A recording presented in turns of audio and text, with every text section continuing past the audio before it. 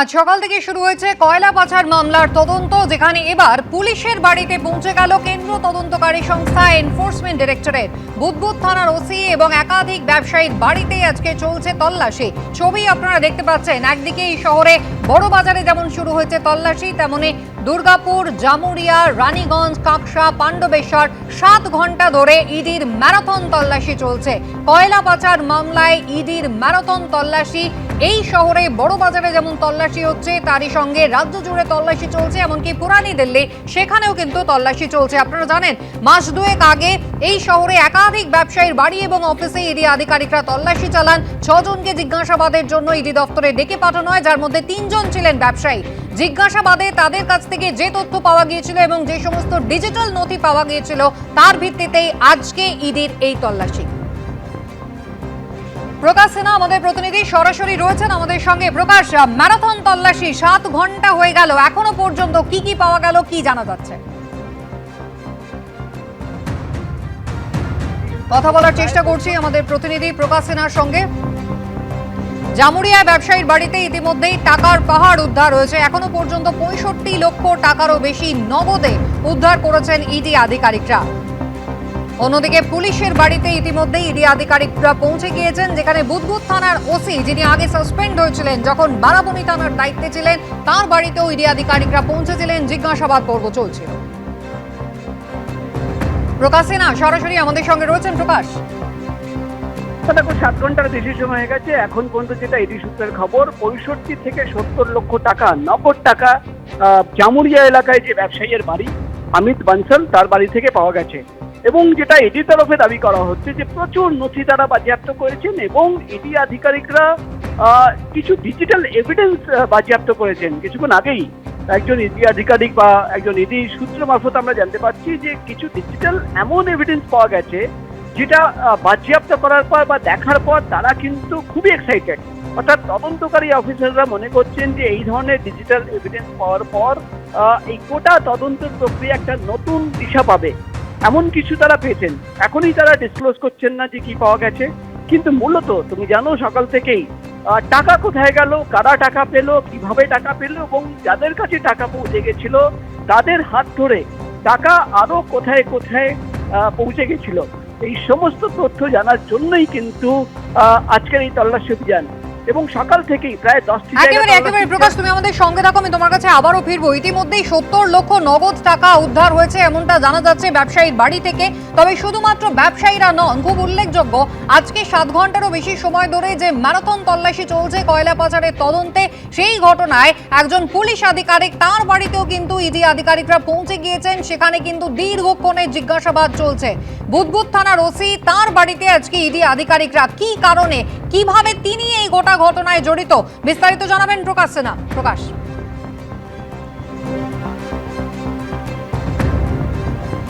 দেখো, তোমাকে বলে দিই, শুধুমাত্র কলকাতা নয়, দিল্লিতে পুরানি দিল্লি এলাকায় 2 জন হাওয়ালা যারা ট্রেডার, তাদের ঠিকানাতেও তল্লাশি অভিযান চলছে।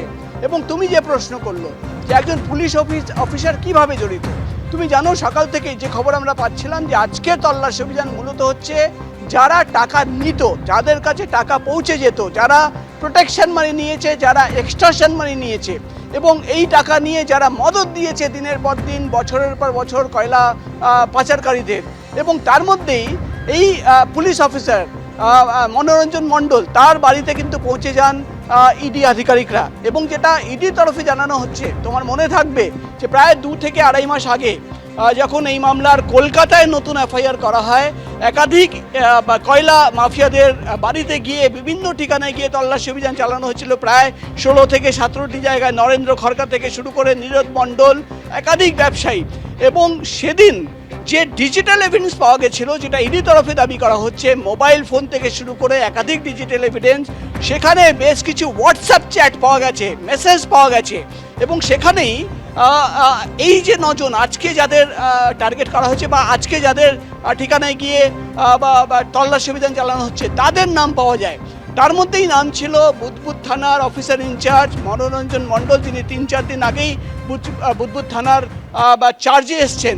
এবং কিভাবে নাম পাওয়া যাচ্ছে, কয়লা মাফিয়ারা তারা কিন্তু লিখে দিচ্ছে যে অমুককে টাকা দিতে হবে, কত টাকা দিতে হবে সেই টাকার অঙ্ক রয়েছে, কোন দিন দিতে হবে, এইভাবেই কিন্তু যে দিনের পর দিন টাকা পাঠানো হতো, প্রোটেকশন মানি পাঠানো হতো, এক্সটর্শন মানি পাঠানো হতো, তার কিন্তু পুরো যাবতীয় হিসেব। এবং সেখান থেকেই যেটা ইডির তরফে ইডি আধিকারিকরা দাবি করছেন যে নাম পাওয়া যায় মনোরঞ্জন মণ্ডল, যিনি রাজ্য পুলিশের একজন সাব ইন্সপেক্টর এবং বুদবুদ থানার তিনি অফিসার ইনচার্জ।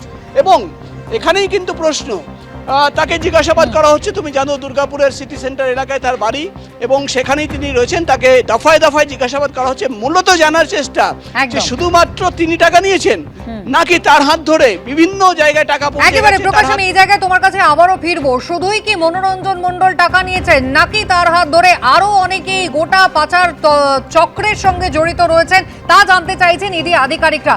নরেন্দ্র মোদীর সঙ্গে ডোনাল্ড ট্রাম্পের ফোনালাপেই কাটল জট। ভারত আমেরিকার বাণিজ্য চুক্তি চূড়ান্ত হয়ে গেল। সোশ্যাল মিডিয়ায় জানালেন আমেরিকার প্রেসিডেন্ট। এও জানালেন নরেন্দ্র মোদী রাজি হয়েছেন রাশিয়ার থেকে তেল কেনা বন্ধ করে আমেরিকা থেকে আরও বেশি করে তেল কিনতে। সম্পর্কের নতুন দরজা খুলে যাওয়ায় আমেরিকার প্রেসিডেন্টকে ধন্যবাদ জানিয়েছেন প্রধানমন্ত্রী নরেন্দ্র মোদীও। দেওয়া নেওয়ার মধ্যে দিয়েই বাণিজ্য চুক্তিতে রাজি হলো ভারত আমেরিকা এবং সেজন্য ভারত নিজের অবস্থান থেকে কিছুটা সরে এসেছে বলেও দাবি করলেন আমেরিকার প্রেসিডেন্ট। এই নিয়ে দুই দেশের মধ্যে দীর্ঘ টানাপোড়েন চলছিল। অবশেষে সেই গুরুত্বপূর্ণ শর্তে সম্মত হয়েছে দুদেশ। নিজস্ব সোশ্যাল মিডিয়া প্ল্যাটফর্ম ট্রুথ সোশ্যালে নরেন্দ্র মোদীকে খুব ভালো বন্ধু বলে জানিয়ে আমেরিকার প্রেসিডেন্ট ডোনাল্ড ট্রাম্প দাবি করেছেন ভারতের যে অবস্থানে তিনি সবচেয়ে বেশি অসন্তুষ্ট ছিলেন সেই অবস্থান থেকে ভারত সরে এসেছে। অর্থাৎ তারা রাশিয়া থেকে তেল কেনা বন্ধ করতে রাজি হয়েছে। দীর্ঘদিন ধরে রাশিয়া থেকে তেল কিনছিল ভারত, বেশ কম দামেই তেল পাচ্ছিল নয়াদিল্লি। কিন্তু ট্রাম্প বারবার দাবি জানাচ্ছিলেন রাশিয়া থেকে তেল কেনা বন্ধ করতে হবে ভারতকে। এই শর্ত আরোপের জন্য ভারতের ওপর বিপুল শুল্কও চাপিয়েছিলেন তিনি, লাগাতার চাপ দিচ্ছিলেন। অবশেষে মোদী সরকার সেই শর্ত মানতে রাজি হয়ে গেছে বলে সোশ্যাল মিডিয়ায় দাবি করলেন ডোনাল্ড ট্রাম্প। অর্থাৎ ভারত আর রাশিয়ার থেকে অপরিশোধিত খনিজ তেল কিনবে না। সোশ্যাল মিডিয়ায় ডোনাল্ড ট্রাম্প দাবি করেছেন, সকালে ভারতের প্রধানমন্ত্রী নরেন্দ্র মোদীর সঙ্গে কথা বলে আমি সম্মানিত। তিনি আমার একজন মহান বন্ধু এবং ভারতের শক্তিশালী ও সম্মানীয় একজন নেতা। তিনি রাজি হয়েছেন রাশিয়া থেকে তেল কেনা বন্ধ করতে এবং আমেরিকা থেকে আরো বেশি করে তেল কিনতে এবং সম্ভবত ভেনেজুয়েলার থেকেও। প্রধানমন্ত্রী মোদীর প্রতি সম্মান ও বন্ধুত্ব থেকে আমিও তার অনুরোধ মতো আমেরিকা ও ভারতের মধ্যে অবিলম্বে বাণিজ্য চুক্তিতে রাজি হলাম। ভারতের উপর শুল্ক 25% থেকে কমিয়ে 18% করলাম। এরপর নরেন্দ্র মোদী সোশ্যাল মিডিয়ায় লেখেন, আজ বন্ধু ডোনাল্ড ট্রাম্পের সঙ্গে কথা বলে খুব ভালো লাগলো। আনন্দের সঙ্গে জানাচ্ছি ভারতে তৈরি পণ্যের ওপর শুল্ক কমে হচ্ছে 18%। এই ঘোষণার জন্য 140 কোটি ভারতবাসীর পক্ষ থেকে প্রেসিডেন্ট ট্রাম্পকে অসংখ্য ধন্যবাদ। বিশাল আর্থিক ক্ষমতা সম্পন্ন এবং বৃহত্তম গণতন্ত্রের দুই দেশ হাত মেলালে তাতে মানুষের লাভ হয় এবং পারস্পরিক সহযোগিতায় প্রচুর সম্ভাবনার দরজা খুলে যায়। গোটা বিশ্বের শান্তি, স্থিতিশীলতা এবং উন্নতির ক্ষেত্রে প্রেসিডেন্ট ট্রাম্পের নেতৃত্ব অত্যন্ত গুরুত্বপূর্ণ। শান্তি স্থাপনের ক্ষেত্রে তার চেষ্টার পাশে আছে ভারত। আমাদের সম্পর্ককে অন্য উচ্চতায় নিয়ে যেতে তার সঙ্গে হাত মিলিয়ে কাজ করার জন্য মুখিয়ে আছি। যদিও ভারত রাশিয়ার থেকে তেল কেনা বন্ধ করতে রাজি হয়েছে কিনা তা নিয়ে সোশ্যাল মিডিয়ায় কিছু বলেননি প্রধানমন্ত্রী নরেন্দ্র মোদী। এবিপি আনন্দ। এবিপি আনন্দ, এগিয়ে থাকে, এগিয়ে রাখে।